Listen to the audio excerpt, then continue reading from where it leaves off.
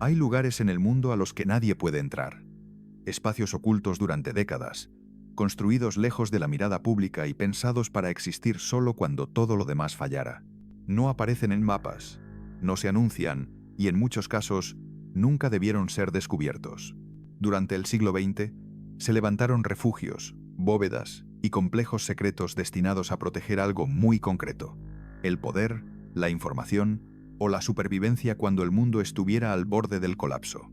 En este vídeo conocerás algunos de los casos más impactantes. Un búnker oculto bajo un hotel de lujo donde se planeó salvar al Congreso de Estados Unidos. Una bóveda excavada en el hielo del Ártico que guarda las semillas del planeta por si la humanidad desaparece. Y lugares completamente prohibidos, sellados o inaccesibles, donde nadie puede entrar sin autorización especial. Espacios reales, historias documentadas, lugares que demuestran hasta qué punto el ser humano se ha preparado para su propio final. Relájate, ponte cómodo y bienvenidos a Detrás de la Historia. Svalbard Seedbolt, la bóveda del fin del mundo. ¿Te has preguntado alguna vez por qué alguien construiría una bóveda en medio del hielo, lejos de ciudades, personas y carreteras, solo para guardar semillas? La respuesta es incómoda, porque este lugar no existe por optimismo, sino por miedo. La bóveda de Svalbard fue creada porque gobiernos y científicos llegaron a la misma conclusión: el colapso no es imposible. Puede no ocurrir mañana, pero puede ocurrir. No se trata de una teoría ni de una película. La sola existencia de este lugar confirma algo inquietante. La humanidad considera real la posibilidad de perder su capacidad de producir alimentos. Guerras, incendios, sequías extremas, errores humanos o crisis globales pueden borrar en poco tiempo variedades agrícolas que tardaron miles de años en desarrollarse. Por eso se tomó una decisión histórica: crear una copia de seguridad de la comida del planeta. No de alimentos preparados, sino de aquello que permite producirlos desde cero. Semillas reales, físicas, almacenadas para un futuro en el que quizás no quede nada más. Este lugar no se construyó para impresionar ni para ser visitado. Se construyó para ser olvidado, para permanecer cerrado durante décadas, esperando un escenario que nadie quiere vivir. No es un símbolo de esperanza, es un reconocimiento de fragilidad. Mientras el mundo avanza con tecnología, comercio y crecimiento, bajo una montaña del Ártico, alguien dejó claro que todo eso puede desaparecer, y que si ocurre, solo sobrevivirá lo que haya sido protegido con antelación. La bóveda no pregunta cuándo pasará, solo se prepara para cuando pase. Muchos imaginan este lugar como un almacén lleno de comida, pero no es así. Aquí no se guarda pan, ni latas, ni raciones de emergencia. Lo que se protege es mucho más importante: la capacidad de volver a cultivar. Cada semilla representa una posibilidad futura: trigo, arroz, maíz, legumbres, hortalizas, variedades antiguas que ya no se usan a gran escala, semillas adaptadas a climas extremos, cultivos resistentes a plagas o sequías. Algunas solo existen ya en pequeños bancos agrícolas que podrían desaparecer con una sola crisis. Si esas semillas se pierden, no hay forma de recuperarlas. No se pueden fabricar, no se pueden recrear, desaparecen para siempre. Por eso este lugar funciona como una copia mundial. Los países y organizaciones envían duplicados de sus semillas más importantes. No entregan su patrimonio, lo respaldan. Si un banco agrícola es destruido por una guerra, un incendio o una catástrofe natural, puede solicitar su copia y volver a empezar. Es una idea simple, pero brutal: guardar el pasado para que exista futuro. Dentro de la bóveda hay millones de pequeñas cajas selladas. No brillan, no llaman la atención, pero cada una contiene siglos de agricultura humana. Decisiones tomadas por generaciones de campesinos, pueblos y culturas que fueron adaptando la comida a su entorno. No es una bóveda de riqueza, es una bóveda de supervivencia. Y lo más inquietante es que casi todos los países del mundo participan en ella. No por curiosidad, sino porque todos entienden lo mismo: nadie está a salvo de perderlo todo. La pregunta es inevitable: ¿por qué construir algo tan importante en uno de los lugares más inhóspitos del planeta? Precisamente por eso. El Ártico no fue una elección estética, fue una elección estratégica. Svalbard está aislada, lejos de conflictos armados directos, sin grandes poblaciones y con una estabilidad geológica poco común. Pero hay algo aún más decisivo: el frío natural. La montaña donde se excavó la bóveda permanece congelada de forma constante. Eso significa que, incluso si todo fallara electricidad, sistemas de refrigeración o mantenimiento, el propio entorno ayudaría a conservar las semillas durante años. El frío actúa como una protección pasiva. No depende del ser humano. Está ahí incluso si nadie vuelve. La bóveda se encuentra dentro de la roca, no a la vista. Un túnel largo conduce hasta cámaras profundas selladas. No es un edificio, es una herida abierta en la montaña, diseñada para resistir el tiempo más que a las personas. El lugar fue pensado para soportar terremotos, cambios climáticos y abandono. Porque en un escenario extremo, puede que no haya técnicos, ni gobiernos funcionando, ni presupuestos. Solo silencio y espera.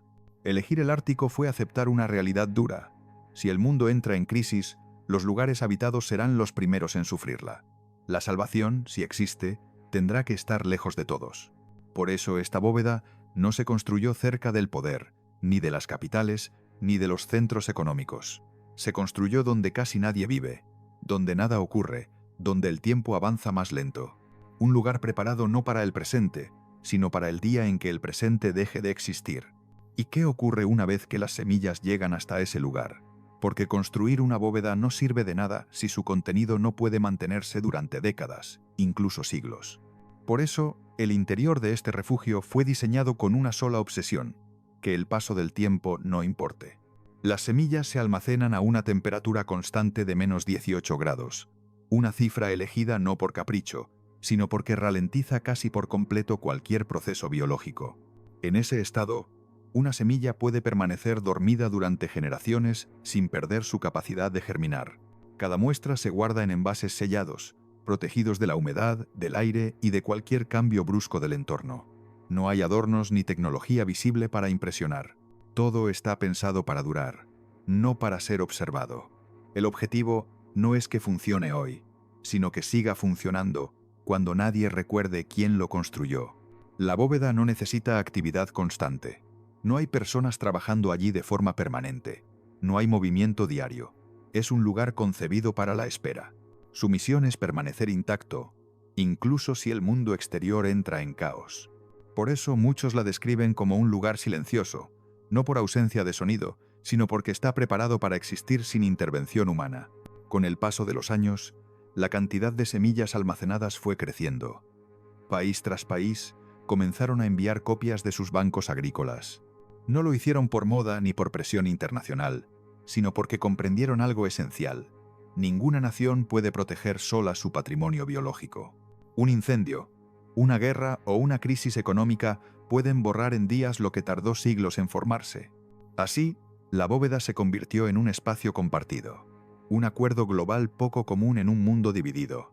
Allí conviven semillas de regiones enfrentadas políticamente, almacenadas una al lado de la otra, sin conflictos ni fronteras. Dentro de la montaña no existen ideologías ni banderas, solo especies vegetales esperando su momento. Pero hubo un instante que cambió por completo la percepción de este lugar. Durante años, la bóveda fue vista como algo simbólico, casi teórico, un seguro que probablemente nunca se usaría. Hasta que ocurrió. En medio de una guerra, uno de los bancos agrícolas más importantes del mundo quedó inutilizado. El conflicto destruyó instalaciones, archivos y reservas completas. Por primera vez, se hizo necesario recurrir a la bóveda.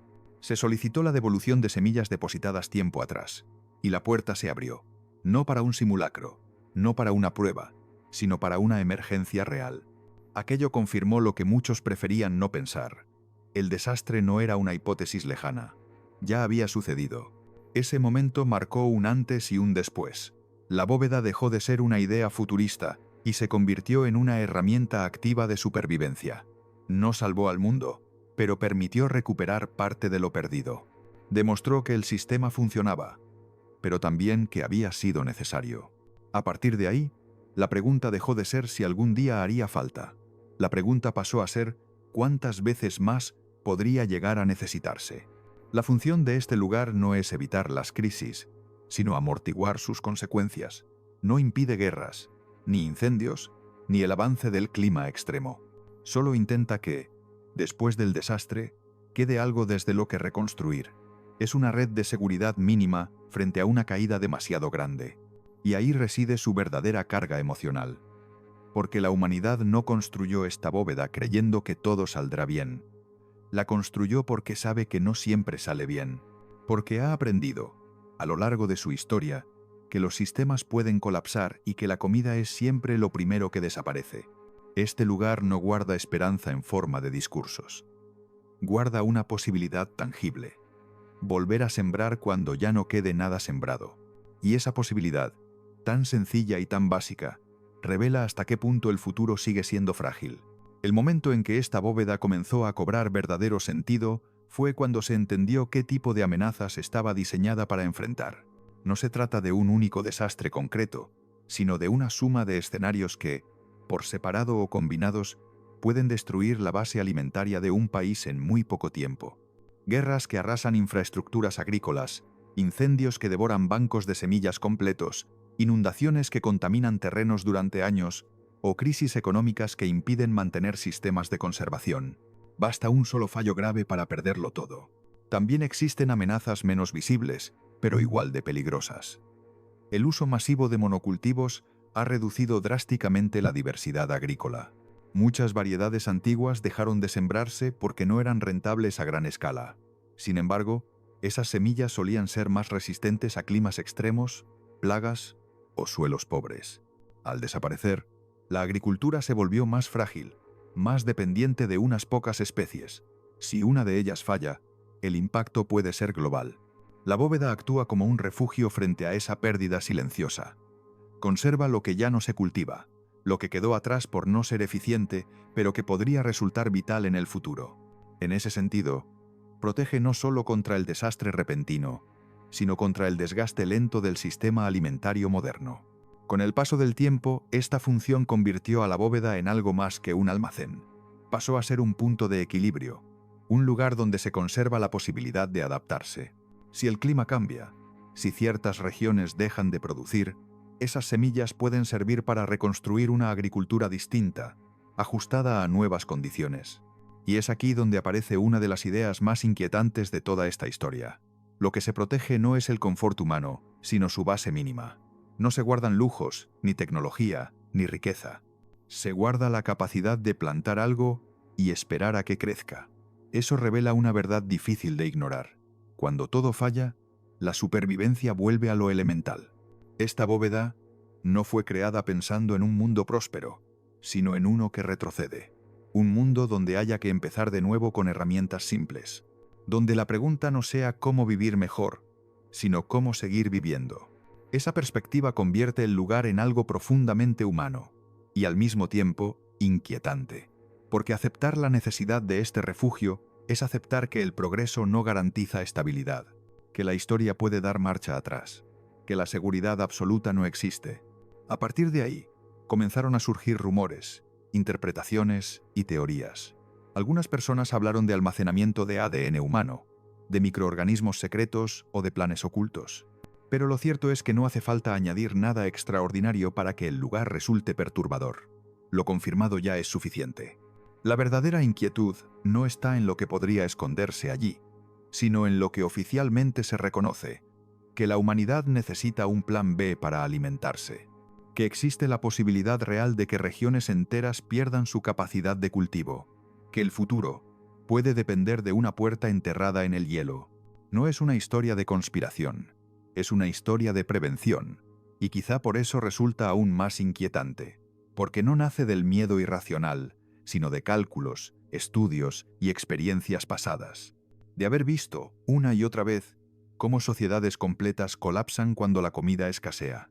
La bóveda de Svalbard no promete salvar a la humanidad, solo promete algo más humilde y más duro, que, si todo se rompe, quede una oportunidad mínima para volver a empezar. A medida que se comprende la función real de este lugar, surge una imagen imposible de ignorar. En la superficie, Svalbard es un territorio casi vacío, cubierto de nieve, viento y oscuridad durante buena parte del año. No hay multitudes, no hay movimiento, no hay vida cotidiana. Y sin embargo, bajo esa quietud extrema se conserva una parte esencial del futuro humano. Ese contraste convierte a la bóveda en algo casi simbólico. Arriba, un mundo inhóspito. Dentro, la posibilidad de volver a cultivar la vida. La escena resulta poderosa, porque rompe con la lógica habitual. La mayor riqueza del planeta no está en las capitales, ni en los centros financieros, ni protegida por ejércitos visibles. Está aislada, escondida y casi olvidada. No se custodia con desfiles ni discursos, sino con frío, roca y distancia. Es una protección silenciosa que no necesita ser recordada mientras todo funcione. Y precisamente ahí nace la inquietud. Porque este lugar fue construido para no ser utilizado jamás. Su éxito consiste en permanecer cerrado. El día que su contenido sea necesario, significará que algo grave ha ocurrido en el mundo exterior. Cada caja almacenada no representa esperanza inmediata, sino una advertencia. Una posibilidad futura que solo entra en juego cuando el presente ha fallado. Con el paso del tiempo, la bóveda se ha convertido en un espejo incómodo de nuestra civilización. Demuestra que el ser humano es capaz de cooperar a escala global, pero también que esa cooperación nace del temor compartido. No se unieron por idealismo, sino por supervivencia, porque todos comprendieron que la comida es el primer pilar que se derrumba cuando una sociedad entra en crisis. Este lugar no pertenece al futuro lejano, pertenece al presente, a una época que, aún rodeada de tecnología, sigue dependiendo de algo tan antiguo como una semilla. La bóveda recuerda que el avance no elimina la vulnerabilidad, solo la disimula. Al final, Svalbard no guarda únicamente plantas, guarda memoria. La memoria de cómo se cultivó la tierra durante miles de años. La memoria de pueblos que adaptaron semillas a su entorno. Y la memoria de que perder esa diversidad equivale a perder la capacidad de empezar de nuevo. No es un monumento al progreso, sino a la prudencia. Una decisión tomada por una civilización consciente de sus propios límites. Porque, aunque el mundo moderno se construya sobre pantallas y máquinas, su supervivencia sigue dependiendo de que algo germine bajo la tierra. La bóveda del fin del mundo no anuncia el apocalipsis, pero sí revela una verdad que incomoda. El futuro no está garantizado, y por eso, en medio del hielo, alguien decidió guardar una última oportunidad. Ahí, bajo una montaña del Ártico, permanece cerrada una puerta que nadie quiere ver abierta, pero cuya existencia nos recuerda que incluso la civilización más avanzada necesita un plan para volver a empezar. Greenbrier Bunker, el búnker reservado solo para políticos. ¿Te imaginas que, mientras millones de personas vivían con el miedo constante a una guerra nuclear, ya existiera un lugar preparado para salvar solo a unos pocos? No un refugio público, no un plan colectivo, sino un búnker oculto bajo un hotel de lujo, diseñado exclusivamente para proteger al poder político. Ese lugar existió y durante décadas funcionó en silencio, sin que nadie fuera de allí supiera lo que había justo bajo sus pies. Durante la Guerra Fría, el miedo a una destrucción total no era una idea lejana.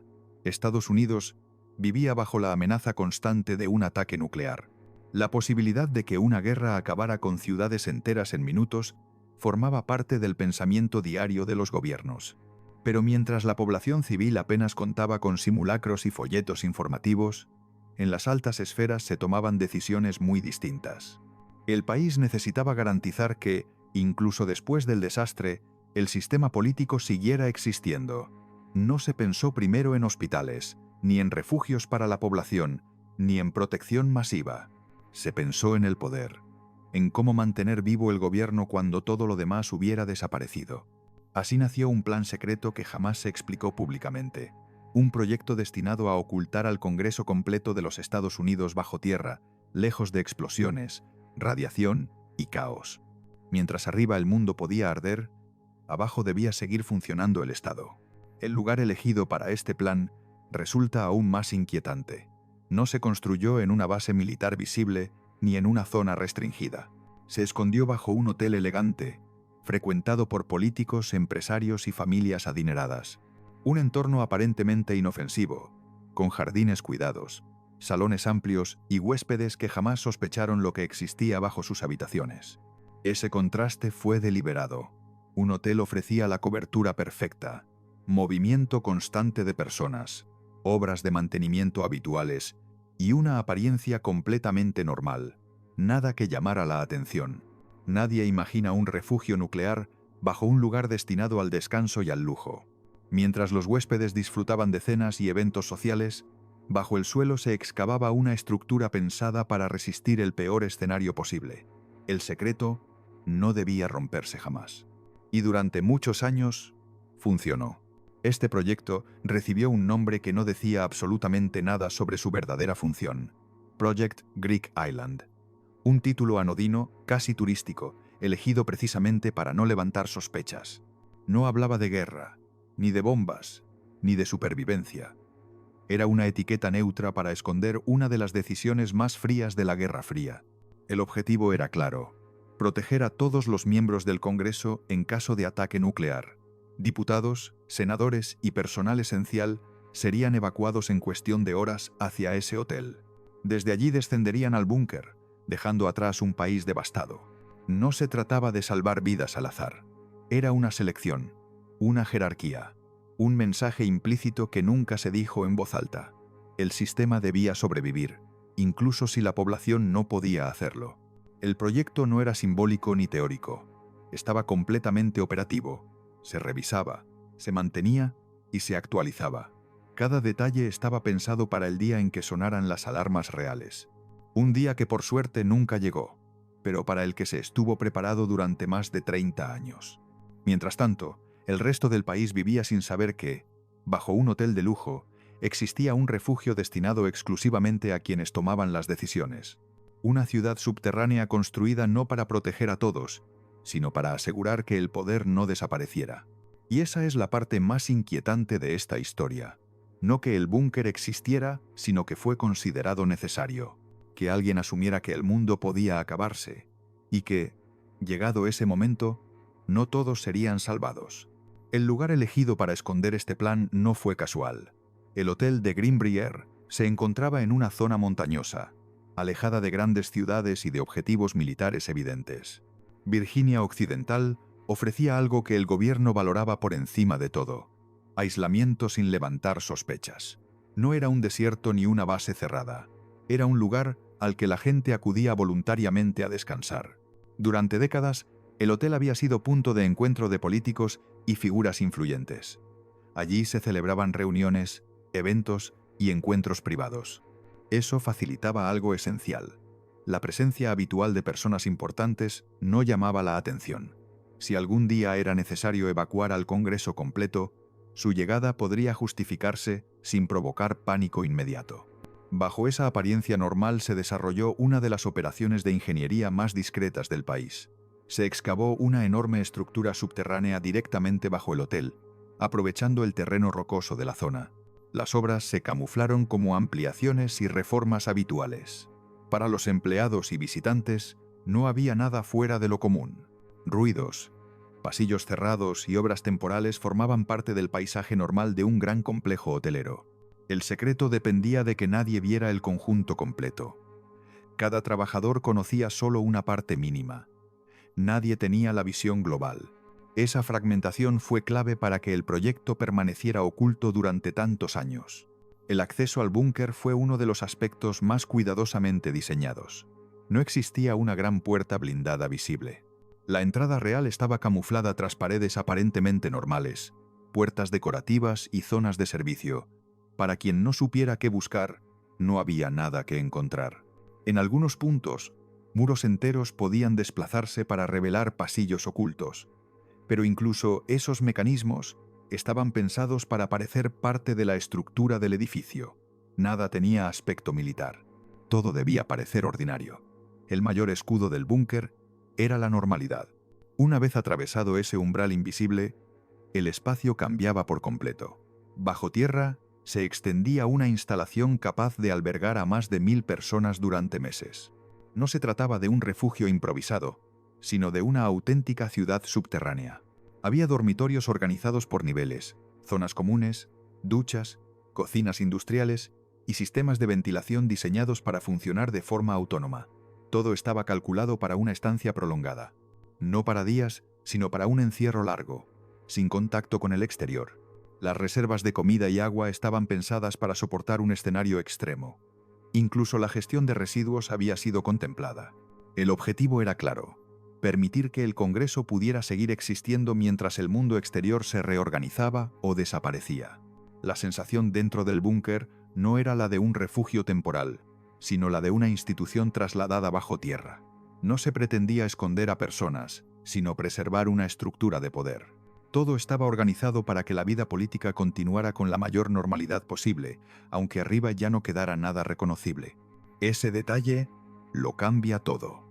El búnker no fue construido para salvar vidas humanas en general, sino para salvar una función, la del Estado, la continuidad del gobierno. Incluso en el peor escenario imaginable, alguien debía seguir legislando. Y mientras tanto, sobre sus cabezas, el hotel seguía funcionando. Camareros, huéspedes y empleados caminaban cada día sobre una instalación que jamás debían conocer. Un secreto enterrado bajo alfombras, salones y habitaciones de lujo. Durante años, el país ignoró por completo que, bajo un lugar destinado al descanso, se había preparado una versión subterránea del poder, lista para activarse el día que el mundo dejara de existir tal como se conocía. A medida que se profundizaba en el interior del búnker, quedaba claro que no se trataba solo de un refugio. Era una réplica del sistema político estadounidense enterrada bajo tierra. Uno de los espacios más sorprendentes era una sala diseñada para imitar la Cámara de Representantes. Filas de asientos, zonas de intervención y una distribución pensada para reproducir el funcionamiento real del Congreso. La intención era que, incluso después de una guerra nuclear, el país pudiera seguir teniendo leyes, debates y votaciones. Aunque el mundo exterior estuviera destruido, el gobierno debía continuar. La democracia, al menos en su forma institucional, no podía detenerse. Esa idea revela hasta qué punto el proyecto iba más allá de la supervivencia física. Se trataba de preservar la imagen de estabilidad en medio del colapso. Muy cerca de esa sala se encontraba otra instalación aún más simbólica: un estudio de televisión completamente equipado. Cámaras, iluminación y sistemas de grabación estaban preparados para emitir mensajes a la nación. La paradoja era evidente. Se había construido un espacio para hablarle a un país que quizá ya no existiría como tal. Ese estudio estaba pensado para transmitir calma, autoridad y continuidad. Un mensaje claro: el gobierno sigue aquí. Aunque ciudades hubieran desaparecido, aunque millones hubieran muerto, el poder debía mostrarse firme. La comunicación se consideraba tan importante como la protección física. Pero nada de esto habría sido posible sin personas encargadas de mantener el lugar operativo. Y aquí aparece uno de los aspectos más inquietantes de toda la historia. Durante décadas, el búnker fue atendido por personal que no sabía realmente dónde trabajaba. Electricistas, técnicos, operarios y empleados de mantenimiento realizaban tareas rutinarias creyendo que formaban parte del personal del hotel o de instalaciones anexas. Muchos desconocían que sus trabajos formaban parte de un plan nuclear. Sus funciones estaban compartimentadas. Cada uno conocía solo su pequeño fragmento. Algunos pensaban que trabajaban en sistemas de almacenamiento, otros en redes internas del edificio. Pocos, o ninguno, tenía una visión completa del conjunto. El secreto se sostenía gracias a esa fragmentación humana. Nadie sabía lo suficiente como para poder contarlo todo. Incluso sus contratos estaban diseñados para no levantar sospechas. Se presentaban como trabajos civiles normales. Durante años, esas personas caminaron por pasillos subterráneos sin conocer la verdadera finalidad de lo que estaban preservando. Mientras tanto, el búnker permanecía listo. Sistemas revisados, alimentos renovados, protocolos actualizados. No era una estructura abandonada esperando un futuro improbable. Estaba vivo, preparado, en silencio. El contraste resulta difícil de ignorar. Un país entero sin conocimiento del plan, y bajo un hotel, una maquinaria funcionando para un día que nadie deseaba, pero que todos temían. Un lugar donde se ensayaba la continuidad del poder, mientras el resto del mundo quedaba fuera de la ecuación. Ese búnker no fue una exageración ni una fantasía. Fue una decisión real tomada por personas reales, convencidas de que algún día podría ser necesario esconder al gobierno bajo tierra. Durante más de 30 años, el búnker permaneció activo sin que la población tuviera la menor sospecha. Desde los años 60 hasta comienzos de los 90, todo estuvo preparado para ser utilizado en cualquier momento. No era un proyecto olvidado, ni una reliquia de la Guerra Fría. Se mantenía actualizado, revisado y operativo. Mientras el mundo atravesaba crisis, conflictos internacionales y momentos de máxima tensión, el refugio seguía ahí, esperando. No se hablaba de él en discursos oficiales, no aparecía en presupuestos públicos visibles y no formaba parte de ninguna explicación dirigida a los ciudadanos. Su existencia dependía del silencio absoluto. Ese silencio se rompió en 1992. Una investigación periodística sacó a la luz lo que durante décadas había sido solo un rumor entre algunos trabajadores y funcionarios. Por primera vez, la población descubrió que bajo un hotel de lujo había existido un refugio nuclear exclusivo para el Congreso. La reacción fue inmediata. En cuestión de horas, el gobierno confirmó la información y casi al mismo tiempo ordenó el cierre definitivo del búnker. No hubo explicaciones extensas ni justificaciones públicas profundas. Simplemente se clausuró. El lugar que había estado preparado para el fin del mundo quedó inutilizado en el momento en que dejó de ser secreto, como si su poder residiera únicamente en el desconocimiento. Una vez expuesto, ya no podía cumplir su función. Parte de las instalaciones fueron desmanteladas, otras quedaron selladas. Algunas zonas se abrieron con el tiempo a visitas controladas, pero una parte significativa del complejo permanece cerrada hasta hoy. No se explica con claridad qué hay detrás de esas puertas, ni qué fue retirado exactamente antes del cierre. Y ahí es donde la historia deja de ser solo un relato del pasado y se convierte en una pregunta incómoda. Si este búnker existió durante 30 años sin que nadie lo supiera, ¿cuántos otros lugares similares pueden seguir ocultos? La revelación de Greenbrier no demostró únicamente que el gobierno se preparó para una guerra nuclear. Demostró algo más inquietante: que existen planes de supervivencia que nunca se comparten con la población. Decisiones tomadas en silencio, pensadas para un pequeño grupo, mientras el resto del país quedaba fuera de cualquier ecuación. El búnker no fue construido para salvar a una nación, sino para preservar una estructura de poder, y esa diferencia lo cambia todo. Hoy, bajo aquel hotel, queda el eco de una época marcada por el miedo, un lugar que no llegó a utilizarse, pero cuya mera existencia revela cómo funciona el mundo cuando se enfrenta al desastre.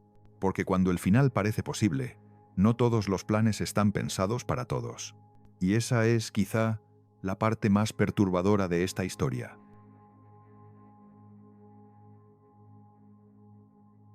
Fort Knox, el mayor secreto de Estados Unidos. ¿Cómo puede existir el mayor depósito de oro del mundo sin que nadie haya comprobado realmente qué hay dentro? ¿Cómo es posible que una nación entera base su confianza económica en un lugar al que nadie entra, del que casi no hay imágenes y que lleva décadas envuelto en silencio oficial? Fort Knox no es solo una fortaleza militar, es uno de los mayores actos de fe colectiva de la historia moderna. Durante generaciones se ha repetido una idea casi automática: el oro de Estados Unidos está a salvo en Fort Knox. Esa frase se enseñó en escuelas, apareció en discursos políticos y se convirtió en parte del imaginario popular. Sin embargo, detrás de esa seguridad aparente, existe un dato inquietante. Desde mediados del siglo XX, nadie ha verificado públicamente que ese oro siga allí en su totalidad. No hay auditorías abiertas, no hay recuentos independientes, no hay pruebas visibles, solo palabras. Fort Knox fue construido para guardar el mayor tesoro nacional, pero con el paso del tiempo terminó guardando algo aún más delicado: la confianza. La mayoría de ciudadanos da por hecho que las reservas siguen intactas porque siempre se ha dicho que así es, pero cuando se observa con atención, esa certeza empieza a resquebrajarse. Décadas enteras han pasado sin que periodistas, economistas o instituciones externas hayan podido comprobar el contenido real del depósito. En un mundo donde casi todo se fiscaliza, este lugar permanece intocable. Ese silencio no es accidental. Desde hace años, cualquier intento de plantear una revisión completa ha sido esquivado con respuestas ambiguas. Las autoridades aseguran que el oro está protegido, pero evitan mostrarlo. No se permite un inventario abierto, ni un acceso completo, ni siquiera una grabación verificable. La narrativa oficial se mantiene firme, pero sin respaldo tangible. Y cuanto más tiempo pasa, más incómoda se vuelve la pregunta. El misterio crece porque Fort Knox no es un almacén cualquiera. representa el corazón simbólico del sistema financiero estadounidense. Durante décadas, el valor del dólar se sostuvo sobre la idea de que estaba respaldado por oro físico. Aunque ese patrón ya no rige formalmente, el depósito sigue siendo un pilar psicológico del poder económico del país. Si el oro no estuviera allí, las consecuencias no serían solo contables, serían políticas, sociales y globales. Por eso, cada vez que se menciona la falta de auditorías, la reacción suele ser inmediata y defensiva. No se trata solo de proteger un edificio, sino de evitar una duda que podría extenderse mucho más allá de sus muros. Fort Knox funciona, en la práctica, como un lugar que no puede permitirse ser cuestionado. La única vez que el gobierno permitió una visita civil relevante fue en 1974. La presión pública había crecido tanto que se organizó un recorrido para congresistas y algunos periodistas. Aquella visita fue presentada como prueba definitiva de que el oro seguía allí. Sin embargo, lo que ocurrió terminó generando el efecto contrario. Los visitantes no pudieron recorrer todas las cámaras. No se realizó ningún recuento. No se verificaron números. Se mostraron lingotes, sí, pero solo en zonas concretas y bajo estricta supervisión. Las fotografías fueron limitadas y el acceso duró apenas unas horas. No hubo control independiente ni auditoría real. Fue más una puesta en escena que una comprobación. Para muchos, aquella visita planteó una duda aún mayor. Si el oro está realmente allí, ¿por qué no permitir una revisión completa? ¿Qué se pierde mostrando lo que supuestamente existe? Desde entonces, el tema volvió a enterrarse bajo capas de burocracia y silencio institucional. A partir de ese momento, Fort Knox dejó de ser solo un depósito y se transformó en un símbolo inquietante. Un lugar donde el poder no se demuestra, se afirma, donde la verdad no se enseña, se declara, y donde cualquier intento de mirar más allá queda detenido antes de llegar a la puerta. El problema no es únicamente la falta de pruebas, sino el tiempo transcurrido. Han pasado más de 70 años sin una auditoría pública completa. Generaciones enteras han aceptado una versión que nadie ha podido verificar. Y en un sistema que exige transparencia para todo, Fort Knox sigue siendo una excepción intocable. Así, el lugar más protegido del país se convirtió también en el más inaccesible para la verdad. Una fortaleza construida para proteger oro terminó protegiendo algo mucho más frágil: la creencia de que todo sigue exactamente donde debería estar. Para entender por qué Fort Knox se convirtió en un lugar casi intocable, basta con observar cómo fue diseñado. No se pensó como un simple edificio de almacenamiento, sino como una fortaleza concebida para resistir cualquier escenario imaginable. Ataques armados, sabotajes internos, intentos de infiltración e incluso situaciones de guerra total. Todo fue contemplado desde el primer plano. El edificio está rodeado por una zona militar permanente. No es una instalación civil protegida por soldados, sino un complejo integrado dentro de una base activa. El acceso está limitado por carreteras vigiladas, controles constantes y una presencia armada continua que no responde a autoridades locales, sino directamente al aparato militar. No existen visitas turísticas, ni recorridos educativos, ni excepciones improvisadas. El perímetro ya es parte del sistema defensivo. La estructura en sí fue levantada con materiales pensados para durar siglos: muros de granito, acero reforzado y capas internas diseñadas para absorber impactos. No se trata de intimidar visualmente, sino de impedir físicamente cualquier intento de acceso no autorizado. Todo el edificio transmite una idea clara: no fue construido para ser abierto, sino para permanecer cerrado. En el centro de esa fortaleza se encuentra el elemento más famoso de todos: la puerta acorazada. Pesa más de 20 toneladas y está fabricada con una aleación especial diseñada para resistir perforaciones, explosiones y ataques prolongados. No se abre con una sola llave ni con un único código. El sistema está dividido de tal forma que ninguna persona conoce la combinación completa. Cada responsable maneja solo una parte. Sin cooperación total, la puerta simplemente no puede abrirse. Este detalle no es anecdótico. Refleja la filosofía con la que se creó Fort Knox. Incluso quienes lo protegen no deben tener control absoluto. La desconfianza está integrada en la propia arquitectura. El sistema no se basa en la buena fe, sino en la imposibilidad del abuso individual. Con el paso del tiempo, esa seguridad extrema comenzó a alimentar una sensación inquietante. Si el lugar es tan inexpugnable, tan cerrado y tan hermético, ¿qué ocurre realmente dentro? La protección absoluta genera, inevitablemente, distancia. Y donde hay distancia, aparece la duda. Pero Fort Knox no guarda únicamente lingotes. Guarda algo más abstracto y poderoso: la idea de estabilidad. Durante décadas, el oro almacenado allí fue el respaldo simbólico del sistema financiero estadounidense. Incluso después de abandonar oficialmente el patrón oro, el depósito siguió funcionando como un pilar psicológico. Representa orden, permanencia y control en un mundo económico volátil. Por eso, Fort Knox no es solo una bóveda, es una herramienta política.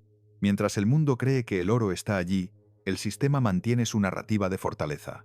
Mostrarlo no es necesario. Basta con afirmarlo. El problema surge cuando esa afirmación se repite durante generaciones sin verificación. A partir de ahí comenzaron a aparecer las teorías, algunas moderadas, otras extremas, pero todas nacidas del mismo vacío informativo. Una de las más extendidas sostiene que parte del oro fue trasladado en secreto durante crisis económicas, no robado, sino utilizado como garantía silenciosa para sostener acuerdos financieros internacionales. En esta versión, el oro existiría, pero no estaría completo. Otras teorías van más lejos y hablan de cámaras vacías, lingotes prestados o intercambiados sin devolución. No hay pruebas de ello, pero tampoco pruebas públicas de lo contrario. Y ese equilibrio extraño mantiene vivo el debate. También existe la hipótesis de que Fort Knox ya no cumple su función original, que el oro fue movido a otros lugares más modernos o dispersado estratégicamente para reducir riesgos. De ser así, el edificio seguiría en pie como símbolo, no como depósito real, un monumento al poder financiero más que su contenedor. Estas teorías no surgieron de la nada. Se alimentan del silencio, de la falta de datos y del hecho de que cada vez que se solicita una auditoría completa, la respuesta es negativa o evasiva. No porque sea imposible, sino porque abrir Fort Knox significaría aceptar que el poder debe ser observado. Y ahí está el verdadero núcleo del misterio. No se trata solo del oro, se trata del precedente. Si el lugar más protegido del país se somete a revisión, entonces ningún otro espacio de poder quedaría fuera del escrutinio. Fort Knox protege mucho más que metal, protege una jerarquía. Así, la fortaleza terminó convertida en algo más que un edificio. Es un recordatorio silencioso de que hay cosas que se espera que la población crea, sin necesidad de verlas. Si el misterio de Fort Knox se sostiene desde hace décadas, es porque alrededor del lugar se ha construido una red de hipótesis que nunca ha podido cerrarse del todo. No hablamos de fantasías sin base, sino de preguntas que surgen de hechos reales. La falta de auditorías, el secretismo prolongado y la negativa constante a mostrar pruebas completas. Ese vacío ha dado lugar a interpretaciones que, con el tiempo, se convirtieron en parte de la cultura popular. Una de las teorías más extendidas sostiene que el oro fue utilizado de forma estratégica durante momentos críticos de la historia económica. En periodos de crisis, guerras o tensiones internacionales, el metal habría servido como respaldo silencioso para acuerdos financieros entre gobiernos. No habría desaparecido, pero sí habría cambiado de manos temporalmente. El problema es que ese tipo de operaciones, de existir, nunca se reconocerían públicamente. Esta hipótesis se apoya en una realidad incómoda. El sistema financiero moderno funciona muchas veces sobre promesas, no sobre intercambios físicos. El oro puede mantenerse registrado como propiedad sin moverse del papel. En ese contexto, Fort Knox podría ser menos un almacén tangible y más un símbolo contable, algo que existe oficialmente, aunque no necesariamente de forma material completa. Otras teorías plantean una posibilidad aún más inquietante, que parte del oro fue vendido o transferido durante décadas sin comunicación pública y que el edificio se mantuvo cerrado precisamente para evitar una confirmación que podría generar inestabilidad global. No porque el país estuviera en bancarrota, sino porque admitir cualquier reducción significativa tendría consecuencias políticas enormes. También existe la idea de que Fort Knox ya no guarda lo que se cree, pero sigue funcionando como elemento psicológico. El simple nombre impone respeto. Su mención basta para transmitir poder. En ese sentido, su función sería más simbólica que práctica. Un mito útil, sin embargo, más allá de teorías, hay un hecho incuestionable. Fort Knox nació en un momento histórico concreto, marcado por el miedo. Tras la Gran Depresión, Estados Unidos buscaba desesperadamente estabilidad. El colapso financiero había demostrado que el sistema podía derrumbarse de un día para otro. El gobierno necesitaba un lugar donde concentrar sus reservas lejos de amenazas externas, especialmente de las costas vulnerables. Por eso se eligió Kentucky, lejos del mar, en el centro del país, protegido por geografía y logística. La idea era simple: si llegaba una guerra o una invasión, el corazón económico debía sobrevivir. Fort Knox fue concebido como una última línea de defensa, no solo militar, sino financiera. Durante los años 30, el traslado del oro fue una operación colosal. Trenes especiales cruzaron el país escoltados por militares armados. Las rutas se mantenían en secreto. Los horarios cambiaban constantemente. No se anunciaba nada públicamente. Los lingotes viajaban protegidos como si se tratara de jefes de Estado. Aquellos convoyes no solo transportaban metal, sino esperanza. En medio de una nación golpeada por el desempleo y la pobreza, el oro representaba la posibilidad de reconstrucción. Su llegada a Fort Knox fue presentada como el inicio de una nueva etapa de seguridad económica. Durante años, la población aceptó esa narrativa sin cuestionarla. El país se recuperó, la industria creció y el depósito quedó relegado al fondo de la conciencia colectiva. Era algo que estaba ahí, funcionando, sin necesidad de ser mencionado. El problema surgió con el paso del tiempo. La ausencia prolongada de verificaciones convirtió lo extraordinario en sospechoso. Lo que en un principio fue secreto por necesidad, empezó a parecer secreto por conveniencia. Fort Knox dejó de ser solo un lugar físico y pasó a ser una pregunta permanente. ¿Cuánto tiempo puede sostenerse una verdad sin demostración? ¿Cuántas décadas puede durar la confianza antes de convertirse en fe? Hoy, ese edificio representa algo más profundo que el oro. Representa la tensión entre seguridad y transparencia, entre poder y ciudadanía, entre lo que se dice y lo que se muestra. Y mientras esas preguntas sigan sin respuesta, Fort Knox continuará siendo uno de los lugares más protegidos del mundo y también uno de los más dudosos. Aunque el misterio rodea a Fort Knox, existe una versión oficial que se mantiene firme desde hace décadas.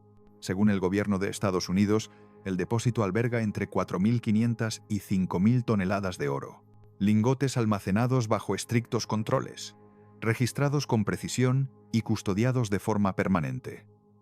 Esa cifra convertiría al lugar en una de las mayores concentraciones de oro del planeta. El metal, según los informes públicos, proviene en su mayoría de las reservas acumuladas durante la primera mitad del siglo XX, especialmente tras la retirada del oro de circulación privada. Aquel proceso obligó a ciudadanos y bancos a entregar su oro al Estado, consolidando las reservas nacionales. Sobre el papel, todo está documentado. Sin embargo, esas cifras no han sido verificadas mediante una auditoría abierta. Se trata de números heredados, repetidos año tras año en informes oficiales, pero sin revisión independiente completa. En la práctica, el mundo acepta esas cantidades porque no tiene otra opción. El sistema financiero internacional se apoya en la confianza mutua, y cuestionarla públicamente puede generar inestabilidad. Esta es una de las razones principales por las que el gobierno evita auditorías totales. No se trata únicamente de seguridad física. Una inspección exhaustiva podría abrir un escenario peligroso incluso si todo estuviera en orden. Bastaría una mínima discrepancia, una diferencia contable o una duda técnica para desencadenar titulares, especulación y pérdida de credibilidad. En economía, la percepción es tan importante como la realidad. Fort Knox no solo guarda oro, guarda estabilidad, y cualquier intento de confirmarla podría, paradójicamente, ponerla en riesgo.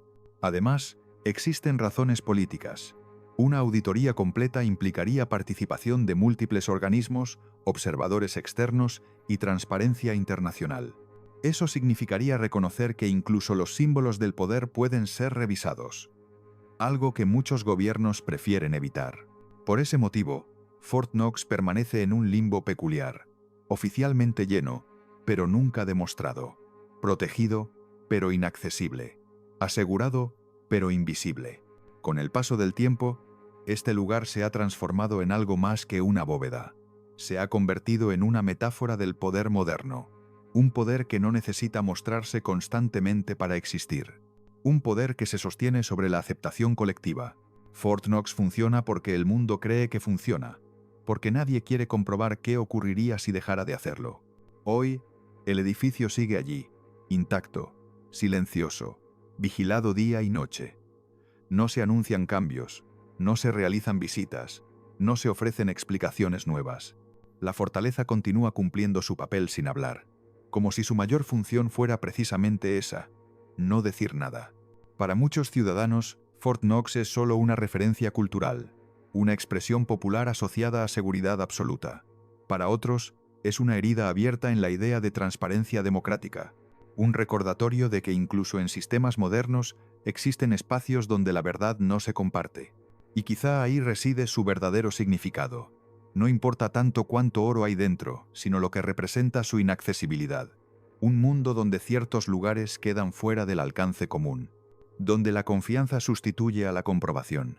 Fort Knox no es solo el depósito más protegido del planeta. Es el ejemplo perfecto de cómo el poder se vuelve invisible cuando alcanza su punto más alto. No necesita justificarse, no necesita abrirse, solo necesita seguir cerrado. Mientras tanto, millones de personas viven sobre sistemas económicos cuya base descansa, en parte, en una bóveda que nadie puede ver. Un lugar que simboliza riqueza, seguridad y orden, pero también silencio.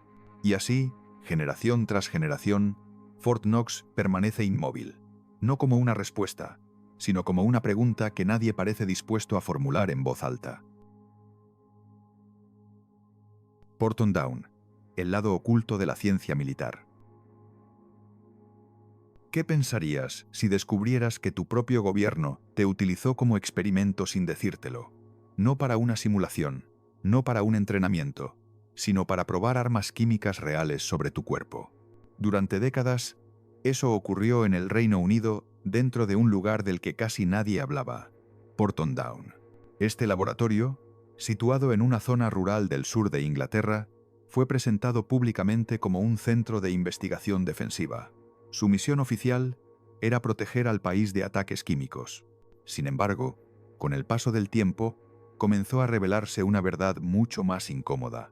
Dentro de sus instalaciones, no solo se estudiaban gases en tubos o maniquíes, se probaban directamente en personas vivas. Durante años, miles de jóvenes soldados fueron llevados a Porton Down sin saber realmente a qué iban. Eran reclutas recién incorporados al ejército, muchos de ellos de apenas 20 años. Se les decía que participarían en pruebas rutinarias para mejorar equipos de protección o estudiar reacciones leves. Nada que pusiera su vida en peligro. Al menos, eso creían. La realidad era muy distinta.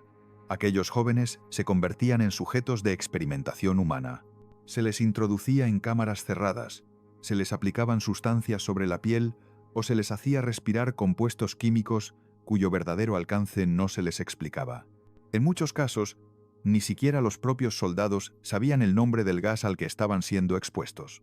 La mayoría aceptaba porque era parte del servicio militar, porque confiaban en la autoridad, porque nadie imagina que su propio país vaya a usarlo como conejillo de indias. Además, muchos pensaban que negarse podría afectar a su carrera o a su reputación dentro del ejército. Porton Down funcionaba bajo una lógica simple. Si había que prepararse para una guerra química, alguien tenía que ser probado primero. Y ese alguien no sería un científico ni un alto cargo, sino los soldados rasos, jóvenes sin poder, sin voz y sin información completa. Durante años, estos experimentos se realizaron en silencio. No aparecían en la prensa. No se hablaba de ellos en el Parlamento. Los archivos quedaban clasificados. Para el exterior, el laboratorio era simplemente un centro técnico más. El punto de quiebre llegó en 1953, con un caso que durante décadas fue ocultado. Un joven llamado Ronald Madison, de apenas 20 años, participó en una de estas pruebas. Le dijeron que se trataba de un ensayo menor. En realidad, fue expuesto directamente a gas sarín, uno de los agentes nerviosos más letales jamás creados. Minutos después de la exposición, Madison comenzó a sufrir convulsiones violentas. Perdió el control muscular, colapsó y murió poco después. Todo ocurrió dentro del laboratorio, durante una prueba planificada.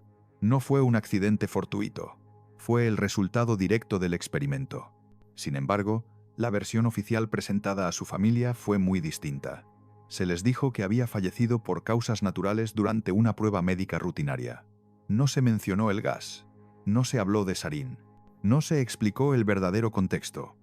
El caso fue cerrado rápidamente y archivado bajo secreto oficial. Durante más de 40 años, la muerte de Ronald Madison permaneció enterrada en documentos clasificados. Su familia nunca supo la verdad completa. Y como él, muchos otros soldados sufrieron secuelas graves tras su paso por Porton Down. Daños neurológicos, problemas respiratorios, enfermedades crónicas y deterioro físico progresivo. Aún así, el laboratorio continuó funcionando. Las pruebas siguieron. Los voluntarios siguieron llegando. El sistema se mantuvo intacto porque estaba protegido por una idea poderosa. Todo se hacía por la seguridad nacional. Porton Down no era presentado como un lugar de crueldad, sino de sacrificio. Un espacio donde algunos debían asumir riesgos para proteger a millones. Pero ese sacrificio nunca fue plenamente consciente ni informado. No fue una elección libre, fue una obediencia inducida. Con el tiempo, este lugar se convertiría en uno de los ejemplos más oscuros de hasta dónde puede llegar un Estado cuando el miedo y la guerra justifican cualquier decisión. Un laboratorio creado para defender terminó cruzando una línea peligrosa: usar a sus propios ciudadanos como herramientas desechables. Y lo más inquietante es que durante décadas, nadie fuera de esas paredes supo realmente lo que estaba ocurriendo. Lo que ocurrió en Porton Down no fue una serie de pruebas aisladas ni errores puntuales. Con el tiempo, quedó claro que el laboratorio trabajó de forma sistemática con agentes químicos extremadamente peligrosos. Sustancias diseñadas no para curar, sino para incapacitar, dañar y matar. Entre ellas se encontraban el gas mostaza, distintos compuestos nerviosos y más adelante el temido BX, considerado uno de los agentes químicos más letales jamás producidos. Estos gases no eran experimentales en el sentido académico, eran armas reales. Se sabía que podían provocar fallos respiratorios, parálisis, convulsiones y muerte. Aún así, se decidió probarlos directamente sobre personas, en muchos casos, aplicándolos sobre la piel para observar el tiempo de reacción. En otros, exponiendo a los voluntarios a concentraciones controladas en cámaras cerradas. La justificación era siempre la misma: comprender cómo afectaban al cuerpo humano para desarrollar trajes protectores y protocolos médicos. Pero el límite entre investigación y riesgo mortal se cruzó en numerosas ocasiones. Los registros posteriores demostraron que se utilizaban dosis cercanas a niveles peligrosos, no simples simulaciones. A los participantes se les entregaban documentos para firmar, pero esos formularios distaban mucho de ser claros. No se mencionaban nombres reales de los gases, no se explicaban los efectos a largo plazo. Se hablaba de molestias temporales o síntomas leves. Muchos soldados creyeron que se trataba de irritaciones pasajeras o pruebas similares a ejercicios de entrenamiento. En la práctica, el consentimiento era parcial. Existía una firma, pero no información suficiente para tomar una decisión real. Y eso convertiría más tarde estos experimentos en uno de los mayores escándalos éticos del Reino Unido. Tras las pruebas, muchos soldados regresaban a sus unidades sin seguimiento médico. Algunos comenzaron a sufrir problemas respiratorios persistentes, daños en la piel, pérdida de sensibilidad o trastornos neurológicos. Otros desarrollaron enfermedades años después, sin saber que su origen podía estar en aquellas salas cerradas de Porton Down. Cuando buscaban ayuda, no encontraban respuestas. Los médicos militares desconocían su historial real. Los archivos seguían clasificados. El vínculo entre los síntomas y los experimentos quedaba oculto tras capas de secreto oficial. Mientras tanto, el Estado mantenía silencio. No se informaba a las familias. No se reconocían errores. Las muertes o secuelas se trataban como incidentes aislados. Durante más de 4 décadas, el laboratorio operó sin rendir cuentas públicas. Ese silencio institucional fue, para muchos afectados, la parte más cruel. No solo habían sido utilizados sin pleno conocimiento, sino que además se les negó la verdad. El sufrimiento quedó reducido a estadísticas ocultas en archivos sellados. No fue hasta finales del siglo XX cuando comenzaron a aparecer grietas. Antiguos soldados empezaron a hablar entre ellos. Algunos compararon síntomas. Otros recordaron pruebas similares. Poco a poco, las coincidencias se volvieron imposibles de ignorar. Las familias de quienes habían muerto comenzaron a exigir respuestas. Solicitaron documentos, apelaron a tribunales y presionaron al gobierno para que desclasificara información. El caso de Ronald Madison volvió a salir a la luz, esta vez con más fuerza. Las investigaciones posteriores revelaron algo devastador. El Estado conocía los riesgos. Sabía que el gas sarín era potencialmente mortal. Aún así, permitió su uso en pruebas humanas. Y después ocultó las consecuencias. En 2004, más de 50 años después de la muerte de Madison, un tribunal británico reabrió el caso. La nueva investigación concluyó que el joven había fallecido de manera ilegal como resultado directo de un experimento militar. No fue un accidente, fue una negligencia grave. El veredicto marcó un punto de inflexión. Por primera vez, el gobierno reconocía oficialmente que Porton Down había cruzado límites éticos. Sin embargo, ese reconocimiento llegó demasiado tarde para muchos. Para entonces, cientos de afectados ya habían muerto sin saber la verdad. Otros seguían viviendo con secuelas físicas y psicológicas. Y aunque se ofrecieron disculpas oficiales y compensaciones económicas, nada podía devolverles el tiempo ni la confianza perdida. Porton Down dejó de ser solo un laboratorio secreto. Se convirtió en el símbolo de cómo el miedo a la guerra puede justificar decisiones que, vistas con distancia, resultan difíciles de aceptar. Y lo más inquietante es que todo aquello ocurrió en un país democrático, en tiempos de paz relativa, bajo estructuras legales aparentemente sólidas. Mientras dentro de Porton Down se realizaban experimentos con soldados, fuera de sus muros se llevó a cabo una práctica aún más inquietante. Durante las décadas de 1950 y 1960, el gobierno británico autorizó pruebas ambientales a gran escala sobre población civil sin informar a nadie. Ciudades enteras se convirtieron en escenarios de experimentación.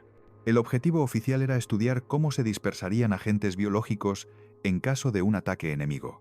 Para ello, se utilizaron microorganismos considerados inofensivos, según los informes de la época.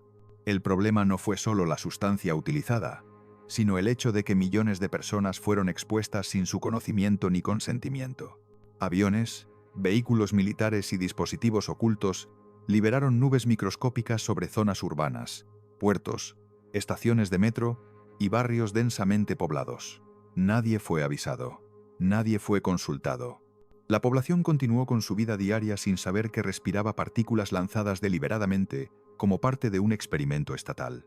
En uno de los casos más conocidos, se liberaron bacterias sobre la ciudad de Londres durante varias jornadas consecutivas. El propósito era observar cuánto tiempo permanecían en el aire, hasta dónde se desplazaban y qué zonas concentraban mayor acumulación. Los datos recogidos servirían para diseñar respuestas militares ante un posible ataque biológico soviético. Durante años, estos hechos permanecieron clasificados. Solo décadas más tarde, documentos oficiales confirmaron que las pruebas habían ocurrido realmente. La explicación ofrecida fue siempre la misma. Las bacterias eran seguras y no causaban daño. Sin embargo, esa afirmación fue duramente cuestionada por expertos independientes. En algunos de los lugares donde se realizaron las pruebas, se registraron brotes inusuales de enfermedades respiratorias poco tiempo después. Nunca se estableció una relación directa concluyente, pero tampoco se descartó completamente. El simple hecho de que tales experimentos se llevaran a cabo sin conocimiento público generó una profunda desconfianza. Lo más perturbador no fue solo la exposición física, sino la lógica detrás de la decisión. El Estado había considerado aceptable usar a su propia población como campo de pruebas siempre que los riesgos fueran teóricamente bajos. La ética quedó subordinada a la estrategia. Cuando esta información salió a la luz, muchos ciudadanos descubrieron que habían participado sin saberlo en uno de los mayores experimentos sociales del siglo XX. No por elección, sino por vivir en el lugar equivocado en el momento equivocado. A partir de los años 90, comenzaron las investigaciones oficiales. Comisiones parlamentarias revisaron archivos, escucharon testimonios y confirmaron que las pruebas se realizaron. Aunque se insistió en que no hubo intención de causar daño, el daño ya estaba hecho. La confianza pública se había quebrado. Las familias de soldados afectados y ciudadanos expuestos comenzaron a exigir responsabilidades. Algunos casos llegaron a los tribunales. Otros quedaron estancados por falta de pruebas médicas concluyentes. El paso del tiempo jugó en contra de las víctimas. Pese a las revelaciones, Porton Down nunca cerró. El laboratorio fue reformado, modernizado y renombrado. Pasó a presentarse como un centro de defensa científica de alto nivel, adaptado a los nuevos tiempos y bajo supuestos controles éticos más estrictos. Sin embargo, gran parte de sus actividades actuales sigue clasificada. No se conoce el alcance total de los proyectos que allí se desarrollan. El acceso continúa restringido incluso para científicos externos. Y aunque hoy se habla de bioseguridad y defensa sanitaria, el pasado sigue proyectando una sombra difícil de ignorar. Porton Down continúa activo en pleno siglo XXI. Participó en investigaciones relacionadas con ataques químicos recientes y colabora con organismos internacionales. Oficialmente, su función es proteger. Extraoficialmente, su historia impide que se observe sin recelo. El laboratorio se mantiene como un lugar donde la ciencia y el poder se cruzan en una línea delicada, donde la necesidad de defensa puede convertirse en excusa, donde la seguridad nacional puede imponerse sobre la vida individual. Y aunque hoy se prometen protocolos éticos y transparencia, la pregunta permanece abierta: si ocurrió una vez, ¿qué garantiza que no vuelva a ocurrir? El reconocimiento oficial de lo ocurrido en Porton Down llegó tarde, pero cuando finalmente ocurrió, marcó un momento incómodo para el Estado británico. Tras décadas de silencio, investigaciones y presión pública, el gobierno se vio obligado a admitir que algunas de las prácticas realizadas en el laboratorio habían sido inaceptables incluso bajo los estándares de su propia época. El caso de Ronald Madison fue el punto de inflexión definitivo. En 2004, un tribunal dictaminó que su muerte no había sido accidental ni inevitable, sino consecuencia directa de un experimento militar mal gestionado. La sentencia reconoció responsabilidad del Estado y dejó claro que no se había informado adecuadamente al joven de los riesgos reales. A partir de ese momento, se revisaron otros casos. Se aceptó que numerosos soldados participaron sin consentimiento pleno. Se reconoció que los formularios firmados no explicaban la naturaleza de las sustancias ni las posibles consecuencias a largo plazo. Y se admitió que durante años se ocultó información a las familias. El gobierno ofreció disculpas públicas y compensaciones económicas, pero para muchos afectados, aquello no fue suficiente. Las disculpas no borraban décadas de enfermedad, ni devolvían a quienes murieron sin saber por qué su salud se había deteriorado.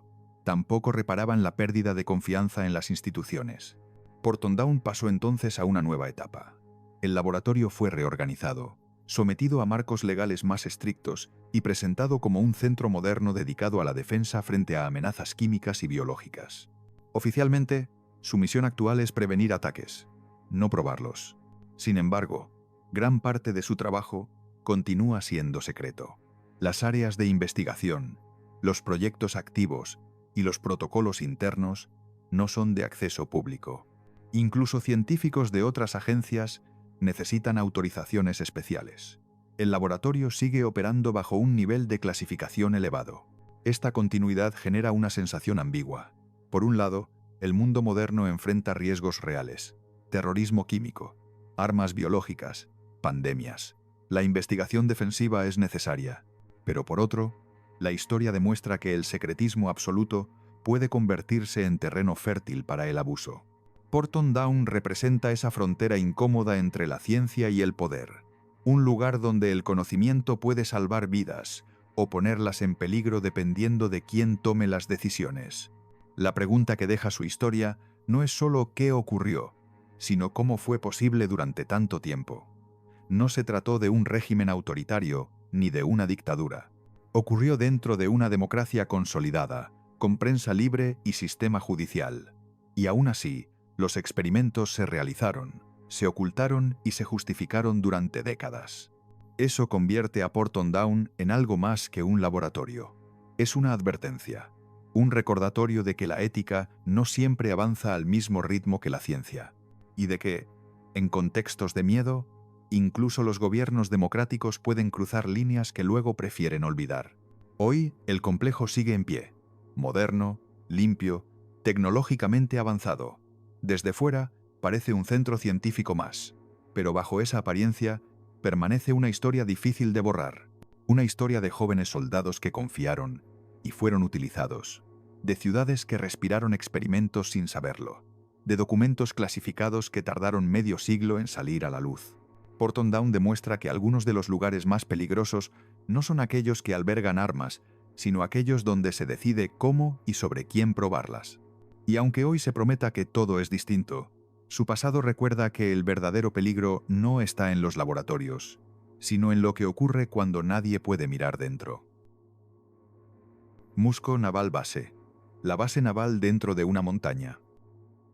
¿Y si bajo una montaña aparentemente normal se ocultara una base militar capaz de albergar barcos de guerra completos? No pequeños búnkeres, no refugios simbólicos, sino destructores, corbetas y submarinos listos para entrar y salir al mar sin que nadie los vea. Eso es exactamente lo que ocurre en la isla sueca de Muskó. Desde el exterior, el lugar no llama la atención. No hay grandes muelles, ni grúas, ni radares visibles. Solo roca, árboles y costa fría del mar Báltico. Durante décadas, quien pasaba cerca jamás habría imaginado que bajo sus pies se extendía una de las obras militares más impresionantes de la Guerra Fría. En el interior de esa montaña se construyó un puerto naval completo, no una instalación auxiliar, sino una base operativa capaz de mantener flotas enteras protegidas bajo cientos de metros de granito sólido. Los barcos no atracan al aire libre. Entran directamente desde el mar a través de túneles excavados bajo el nivel del agua. Estos túneles no son pasillos estrechos, son canales navegables diseñados para permitir el paso de naves militares de gran tamaño. Los barcos se desplazan lentamente desde el exterior hasta el corazón de la montaña, ocultándose por completo de satélites, aviones, espía y observadores enemigos. Una vez dentro, desaparecen del mundo. Durante la Guerra Fría, esta capacidad resultaba vital.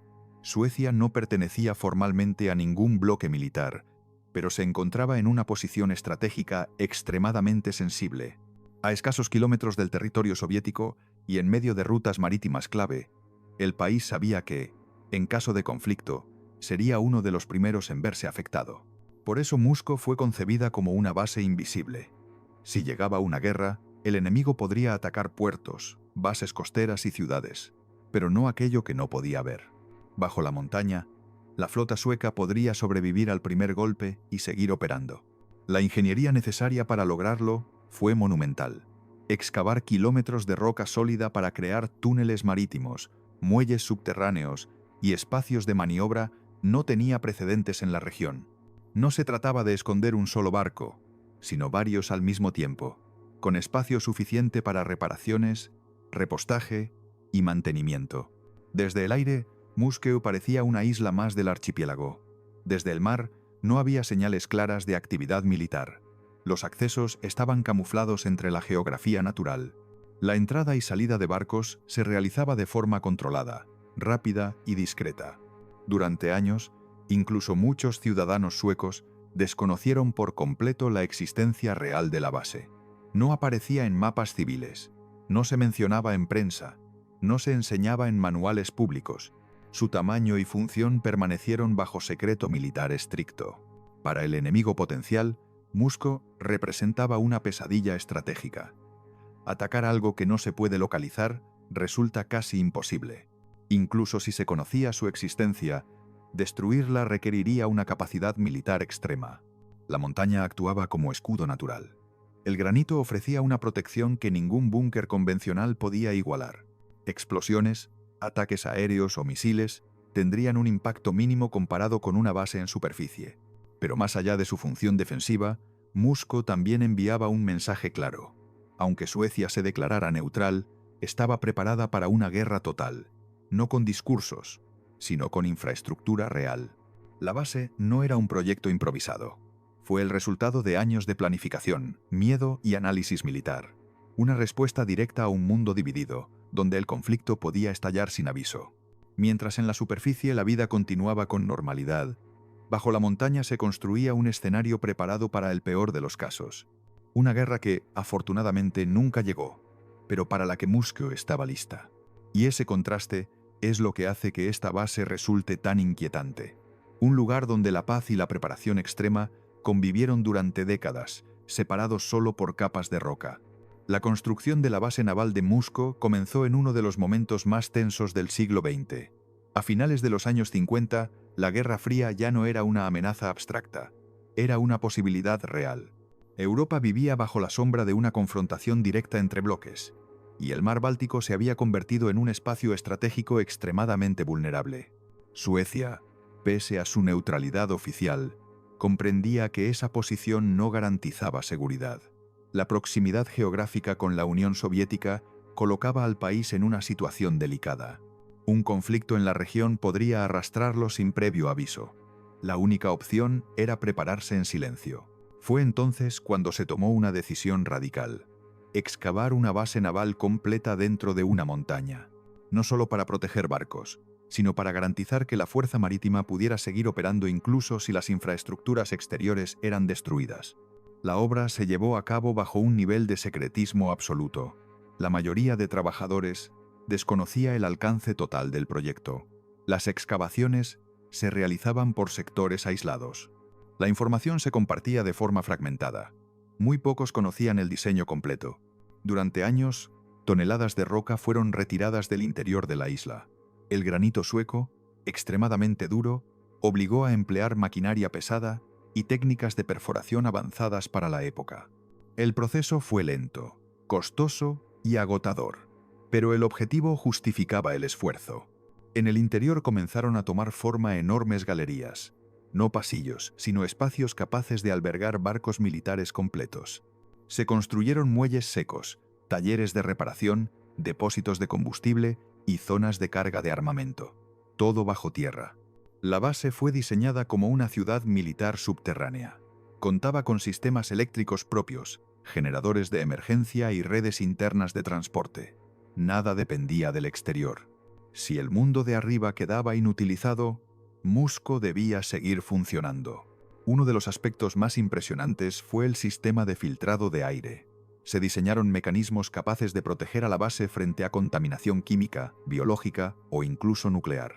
El aire podía ser purificado y recirculado durante largos periodos, permitiendo la supervivencia del personal en un entorno completamente aislado.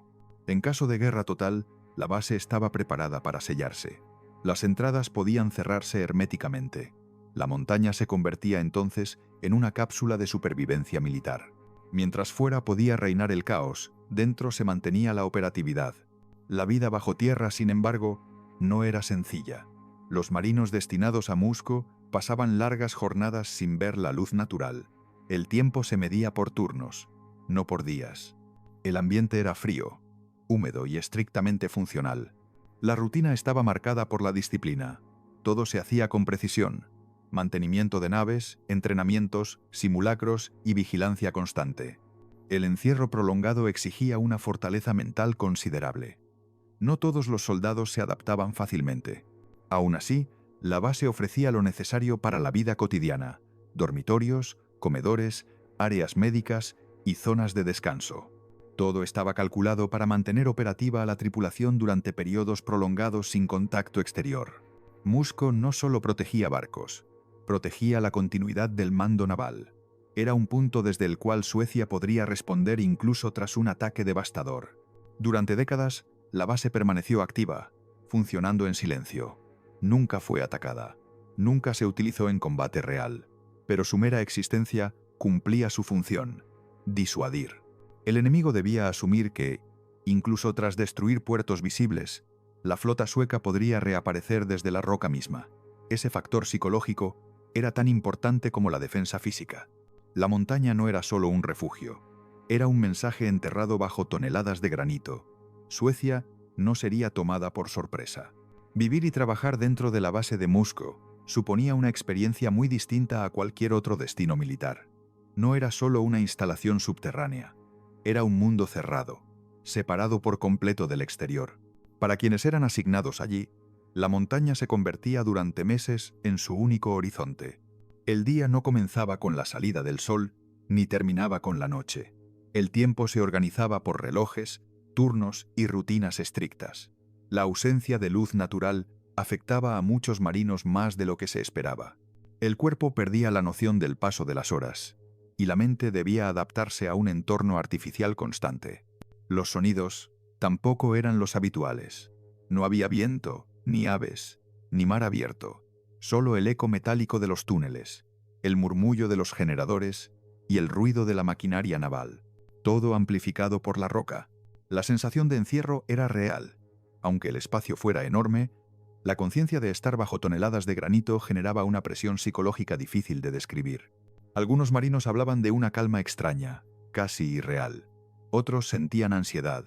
El entrenamiento incluía preparación mental, precisamente para soportar ese entorno.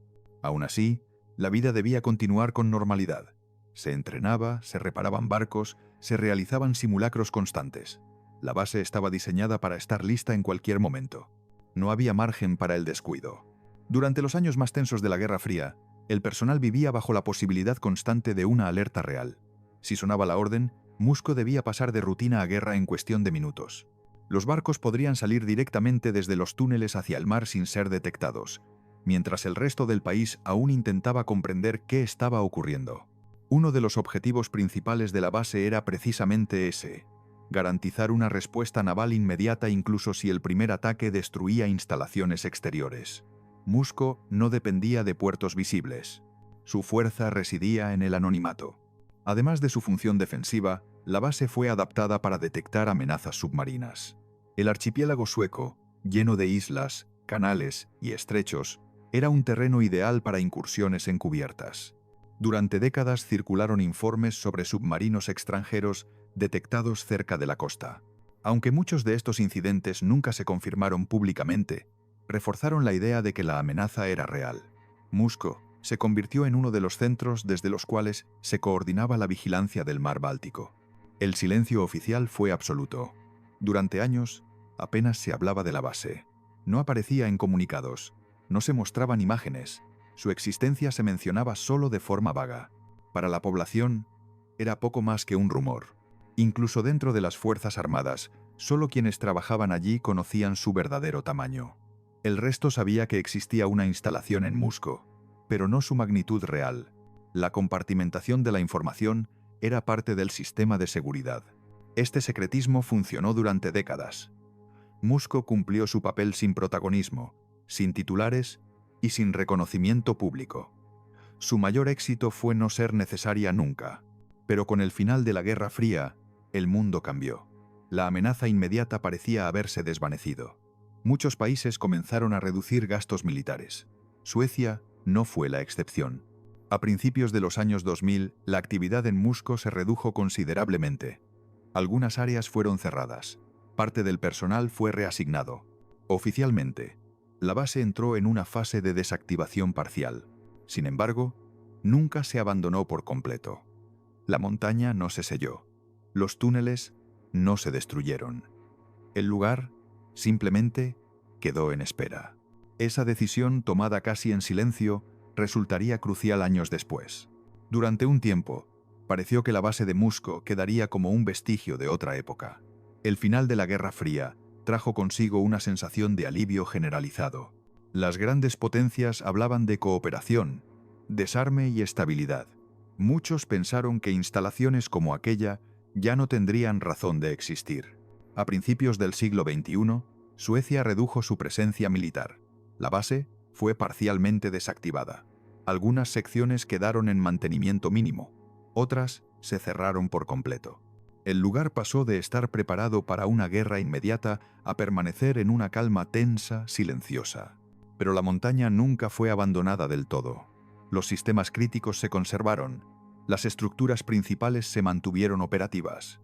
No se trató de un cierre definitivo, sino de una espera. Esa decisión demostraría, años después, que la historia no siempre avanza en línea recta. A partir de la década de 2010, el equilibrio en el mar Báltico volvió a tensarse. El aumento de movimientos militares en la región, las maniobras navales y la creciente actividad rusa despertaron viejas preocupaciones. Suecia que durante años había reducido su capacidad defensiva, comenzó a reconsiderar sus estrategias. En 2019, el gobierno anunció la reactivación de la base de Musko, no como un gesto simbólico, sino como una necesidad real. Las instalaciones volvieron a ponerse en funcionamiento. Se actualizó la tecnología. Se reforzaron los sistemas de vigilancia. La montaña despertaba de su largo letargo. El anuncio sorprendió a muchos ciudadanos. Para generaciones enteras, Musko era poco más que una historia del pasado. De pronto, ese lugar excavado décadas atrás volvía a ser relevante. La guerra bajo la montaña dejaba de ser un recuerdo para convertirse nuevamente en una posibilidad. La reactivación confirmó algo importante. Las grandes infraestructuras militares nunca mueren del todo, solo esperan. Están diseñadas para sobrevivir al tiempo, a los cambios políticos y a los discursos optimistas.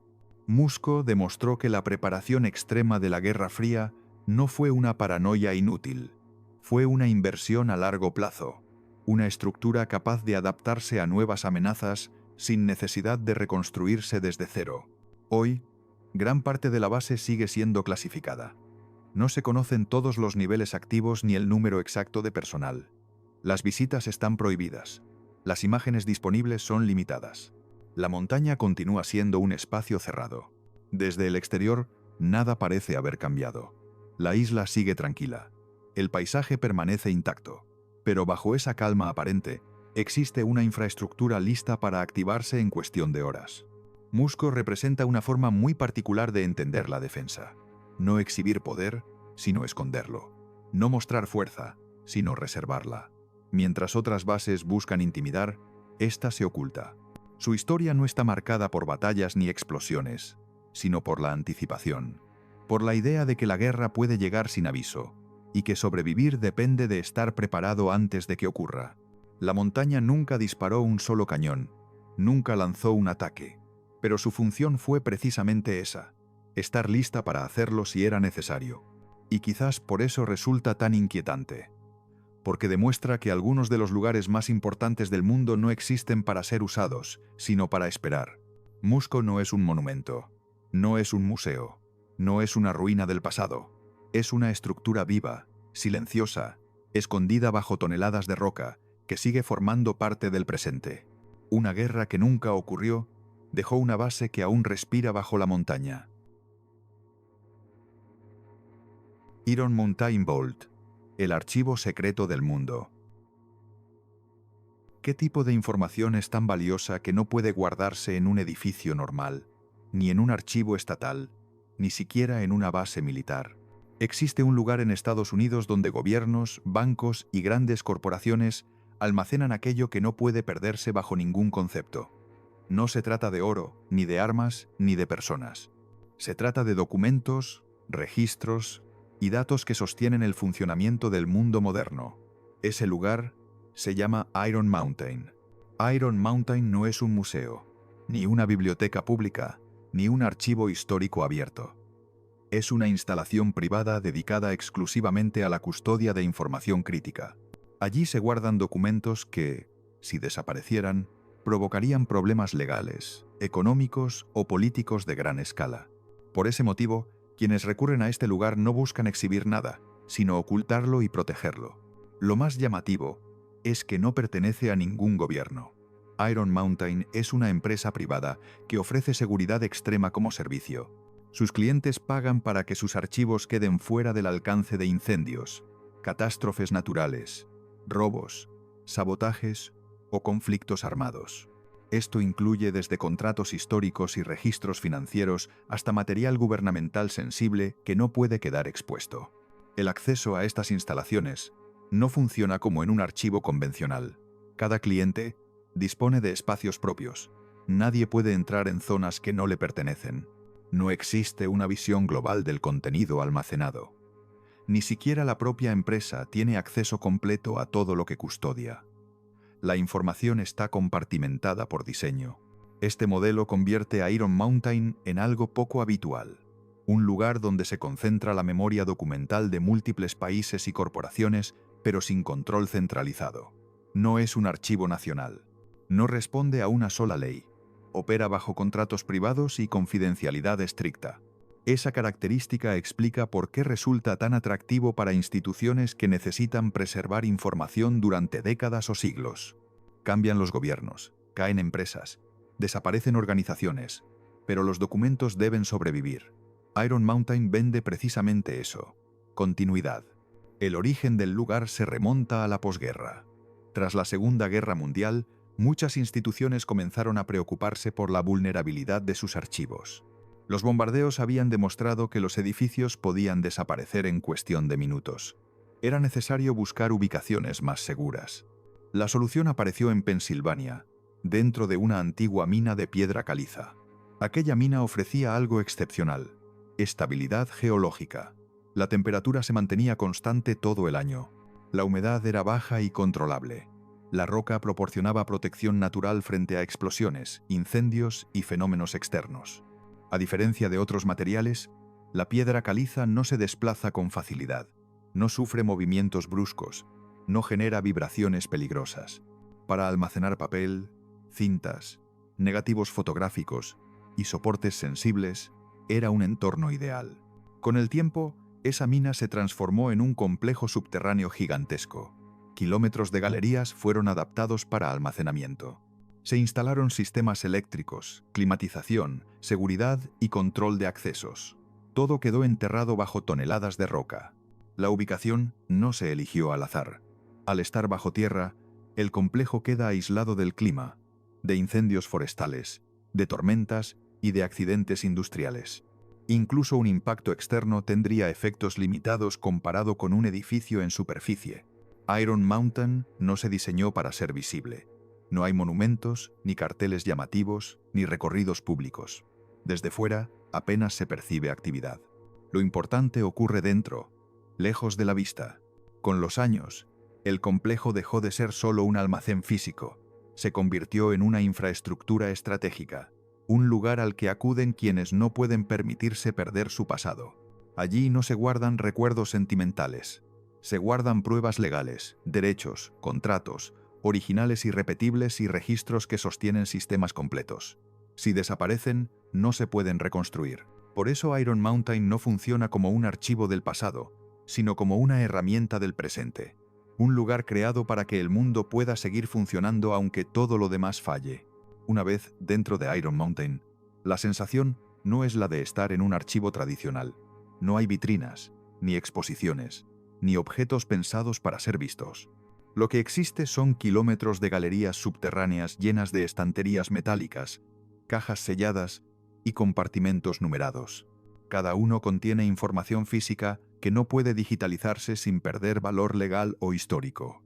Gran parte del material almacenado sigue siendo papel. Contratos originales, registros notariales, documentos financieros, expedientes judiciales y archivos administrativos que deben conservarse durante décadas. En muchos casos, la ley exige que esos documentos existan en su formato original. Una copia escaneada no es suficiente. Por eso, Iron Mountain actúa como un refugio para aquello que no admite sustitución. Hay documentos que solo existen una vez. Si se destruyen, desaparecen para siempre. No hay respaldo posible. El tamaño del complejo permite separar la información por niveles de acceso. Cada cliente dispone de zonas propias, protegidas y selladas. Nadie puede recorrer el archivo completo. No existe un punto desde el que se vea todo. El diseño evita precisamente eso, que una sola persona o grupo tenga control total. Entre esos pasillos se conservan archivos corporativos que abarcan más de un siglo, historiales de empresas que ya no existen, registros de fusiones, patentes antiguas y documentación que sigue teniendo valor legal décadas después de haberse generado. Pero uno de los contenidos más conocidos de Iron Mountain pertenece al mundo del cine. Allí se guardan los negativos originales de algunas de las películas más importantes de la historia. No copias, no versiones restauradas, sino el material físico con el que se rodaron. Estos negativos son extremadamente frágiles. El calor, la humedad o el paso del tiempo pueden degradarlos de forma irreversible. Muchas películas antiguas ya se han perdido por incendios o almacenamiento inadecuado. Por ese motivo, los grandes estudios decidieron trasladar sus originales a entornos subterráneos controlados. En Iron Mountain se conservan películas que forman parte del patrimonio cultural mundial. Si esos negativos desaparecieran, las obras quedarían reducidas a copias de menor calidad. El material original contiene información visual que no puede recuperarse por medios digitales. El cine no es solo entretenimiento, también es documento histórico. Refleja épocas, sociedades, costumbres y contextos que no existen ya. Por eso su preservación se volvió una prioridad para la industria. A este tipo de material se suma otro igual de delicado: los archivos musicales. Grabaciones maestras, cintas analógicas originales y pistas únicas de artistas que marcaron generaciones. Estos soportes, especialmente los más antiguos, se deterioran con facilidad. Muchas grabaciones solo existen en una cinta física. Si se daña, la obra desaparece tal como fue concebida. Las remasterizaciones posteriores no sustituyen al original. Por eso, las discográficas optaron por proteger estos másters bajo tierra. Iron Mountain ofrece las condiciones ideales: temperatura constante, humedad controlada y ausencia de luz directa. Elementos fundamentales para la conservación de materiales audiovisuales. El valor de estos archivos no es solo artístico, también es económico. Derechos de autor, reediciones, licencias y uso comercial dependen de la existencia del material original. Su pérdida supondría millones en daños. Así, el complejo se convirtió en uno de los mayores guardianes de la cultura moderna sin proponérselo. No porque exhiba nada, sino porque evita que desaparezca. A diferencia de museos o archivos nacionales, Iron Mountain no decide qué se conserva por relevancia histórica. Conserva lo que sus clientes necesitan preservar. Ese criterio puramente funcional explica la enorme variedad de material almacenado. Desde contratos empresariales hasta películas, desde documentos legales hasta grabaciones musicales, todo convive bajo la misma montaña. No por su valor simbólico, sino por su irreemplazabilidad. En ese sentido, Iron Mountain no guarda historia por nostalgia. La guarda porque sin esos documentos, muchos sistemas dejarían de funcionar. Con el paso del tiempo, Iron Mountain dejó de ser únicamente un refugio para documentos físicos. La transformación digital obligó a adaptar el complejo a una nueva necesidad: proteger información que ya no ocupa cajas, sino servidores. Bajo la misma montaña comenzaron a instalarse centros de datos diseñados para albergar copias de seguridad críticas. Estos datos no son archivos comunes. No se trata de correos electrónicos ni información cotidiana. Son respaldos completos de sistemas financieros, bases de datos empresariales, registros operativos y plataformas esenciales para el funcionamiento de instituciones enteras. Si esos sistemas fallaran, el impacto sería inmediato. Por ese motivo, muchas empresas decidieron no guardar sus copias de seguridad en la misma ciudad donde operan. Un incendio, un ataque o un apagón podría afectar tanto a la empresa como a su respaldo. Iron Mountain ofrecía algo distinto: distancia, aislamiento y estabilidad. Los servidores instalados bajo tierra están protegidos de fenómenos meteorológicos, sabotajes externos y fluctuaciones de temperatura. La roca actúa como una barrera natural. Incluso un desastre en superficie tendría dificultades para afectar lo que ocurre en el interior. Estos centros de datos funcionan de manera silenciosa y constante. No están pensados para ser vistos, sino para estar disponibles en caso de emergencia. Su función es sencilla: si todo falla, debe existir una copia intacta. A medida que aumentó la dependencia digital, también lo hizo el valor estratégico del lugar. La información ya no solo debía conservarse, sino estar preparada para ser restaurada en cuestión de horas. Pero el aspecto más delicado de Iron Mountain no se encuentra en los servidores, sino en ciertas cámaras privadas alquiladas por gobiernos extranjeros. Estos espacios funcionan como zonas completamente independientes dentro del complejo. Cada país o institución dispone de compartimentos propios, cerrados y controlados. El contenido no se hace público. No se detalla qué se guarda. La empresa no revela la identidad de muchos de sus clientes. Todo queda protegido por contratos de confidencialidad.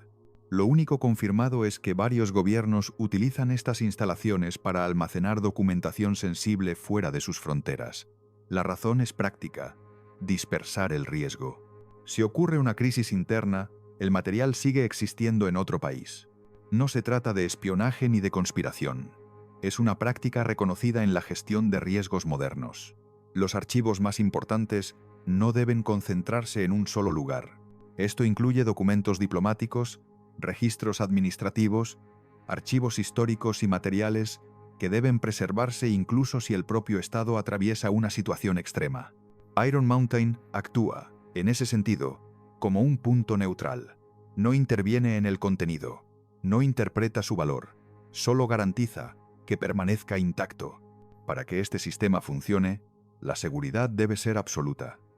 Y aquí entra uno de los aspectos menos visibles del complejo: los protocolos internos. No existen recorridos completos. Ningún trabajador tiene acceso a todas las áreas. Cada empleado conoce únicamente el sector en el que trabaja. Los accesos están compartimentados. Las autorizaciones se limitan por zonas y horarios. La idea es simple. Aunque alguien quisiera obtener información, no podría hacerlo porque no sabría dónde buscar. El sistema no confía en una sola capa de seguridad, sino en la fragmentación total del conocimiento. Los movimientos dentro del complejo quedan registrados. Los accesos se controlan. Las áreas sensibles permanecen aisladas. No se trata de un ambiente militarizado, pero sí altamente regulado. Iron Mountain no necesita soldados visibles ni exhibiciones de fuerza. Su seguridad se basa en el anonimato, el aislamiento y la imposibilidad de acceso no autorizado. Ese modelo ha funcionado durante décadas. No se conocen filtraciones masivas ni pérdidas significativas de información desde sus instalaciones. Ese silencio es, en sí mismo, su mayor prueba de eficacia. Mientras el mundo exterior evoluciona, la montaña permanece constante. No importa qué tecnología se utilice arriba. Allí abajo, la prioridad sigue siendo la misma: que la información sobreviva. Con el paso de los años, proteger información dejó de ser una cuestión técnica y pasó a convertirse en un negocio estratégico. Iron Mountain no solo vende espacio físico o servidores, vende continuidad. La posibilidad de que una empresa, un banco o una institución sobreviva a crisis que podrían borrar décadas de trabajo en cuestión de horas. Este modelo transformó la conservación documental en un mercado multimillonario. Solo quienes pueden pagarlo acceden a este nivel de protección. La seguridad absoluta no es un derecho universal, sino un servicio premium. Para muchas corporaciones, el coste está más que justificado. Un solo documento perdido puede generar demandas, colapsos financieros o conflictos legales durante años. En ese contexto, pagar por proteger el pasado se convierte en una inversión. Sin embargo, este sistema plantea una cuestión incómoda. Gran parte de la memoria moderna no está custodiada por archivos públicos, sino por empresas privadas. Documentos que afectan a millones de personas pueden quedar fuera del control ciudadano. No se trata de teorías, sino de una realidad legal. Los contratos determinan quién puede acceder, cuándo y bajo qué condiciones. Si una empresa desaparece o cambia de manos, sus archivos también cambian de propietario. Esto significa que el pasado reciente del mundo no siempre pertenece a la sociedad, sino a quienes pueden pagarlo. La historia deja de ser colectiva y se convierte en un activo. El riesgo no es que la información se pierda, sino que quede inaccesible, que exista, pero no pueda consultarse, que esté preservada, pero no disponible. Iron Mountain no decide qué se guarda ni cómo se usa. Su función es técnica, pero el modelo que representa refleja una transformación profunda. La memoria ya no se conserva por interés público, sino por necesidad operativa. En un mundo donde todo depende de datos, la conservación se vuelve poder. Quien controla los archivos controla la capacidad de demostrar, reclamar o reconstruir hechos. Por eso, Iron Mountain no es solo un almacén, es una infraestructura estratégica moderna. No aparece en mapas turísticos ni en discursos oficiales, pero sostiene procesos fundamentales del sistema global. Si una empresa quiebra, sus registros allí guardados permiten reconstruir responsabilidades. Si un gobierno pierde información, las copias almacenadas garantizan continuidad administrativa. Si una obra cultural desaparece, el original preservado permite recuperarla. El complejo no participa en decisiones políticas, pero hace posible que éstas continúen existiendo. Su función es silenciosa, técnica y constante. A diferencia de búnkeres militares o depósitos de oro, Iron Mountain no protege riqueza tangible, sino algo más frágil: la evidencia, lo que demuestra que algo ocurrió, lo que permite reclamar derechos, reconstruir acuerdos o preservar cultura. En caso de una gran crisis económica, tecnológica o institucional, estos archivos serían esenciales para reiniciar sistemas, verificar propiedad y restaurar órdenes legales. Por eso el lugar no se abandona, no se desmantela y no se sustituye. Se mantiene, se amplía, se replica en otros países.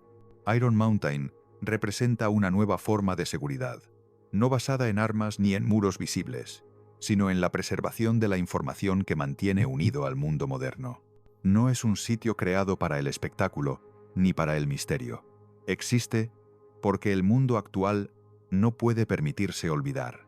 Mientras las ciudades cambian, los gobiernos caen y las empresas desaparecen. Bajo una montaña de Pensilvania permanece aquello que permite reconstruirlo todo.